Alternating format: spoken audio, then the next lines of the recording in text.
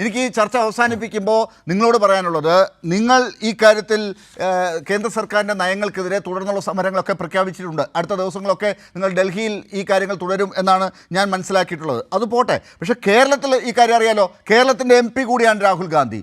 ഈ കാര്യങ്ങൾ നിങ്ങളെ രാഹുൽ ഗാന്ധി ഇങ്ങനെ പ്രതിപക്ഷ നേതാവ് എന്നുള്ള നിലയ്ക്ക് ഉത്തരവാദിത്തം പൂർത്തിയാക്കിയിട്ടില്ല, ഉത്തരവാദിത്തം നടത്തിയില്ല എന്നുള്ളത് നിങ്ങൾ ജനങ്ങളോട് വിളിച്ചു പറയുമ്പോൾ കോൺഗ്രസിന് ഉത്തരമില്ലാതെ വരുമ്പോൾ നിങ്ങളുടെ മേലേക്ക് ചാരുകയാണ്. രാഹുൽ ഗാന്ധിയെ കുറ്റം പറയുന്നു. അദ്ദേഹം അവിടെ പോയി ബൈക്കിൻ്റെ ഷോറൂമിൽ പോയത് വേറെ ദിവസമാണ്. അവിടുത്തെ സമ്മേളനങ്ങളൊക്കെ പങ്കെടുത്തു. അദ്ദേഹം നല്ല കുറേ കാര്യങ്ങളൊക്കെ ചെയ്തു. ആൾക്കൂട്ടത്തിൽ നിൽക്കുന്ന ഫോട്ടോ നോക്കൂ. ഇതൊക്കെ അവർ കാണിക്കും. അവരങ്ങനെ കാണിച്ചു ജനങ്ങളുടെ മുമ്പിലേക്ക് പോകുമ്പോൾ നിങ്ങൾ എന്ത് ചെയ്യും?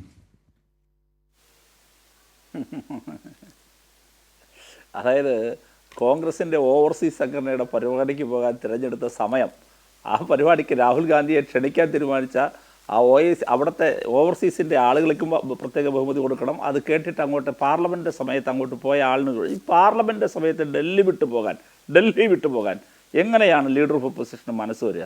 അപ്പോൾ അദ്ദേഹത്തിന് അദ്ദേഹം അവിടെ പോയത് വേറെ എന്തിനോ അപ്പോൾ പോയിന്ന് അദ്ദേഹം സമ്മതിച്ചു. നല്ല വക്കീൽ കേസ് വാദിച്ചപ്പോൾ സമ്മതിച്ചിരുന്നു ഏതാ അങ്ങോട്ട് പോയതാണെന്ന്. ജർമ്മനി പോയാലോ, ഇനി ഡൽഹിയിലും നടത്തിയ പരിപാടിയാണെന്ന് പറയാത്ത ഭാഗ്യം.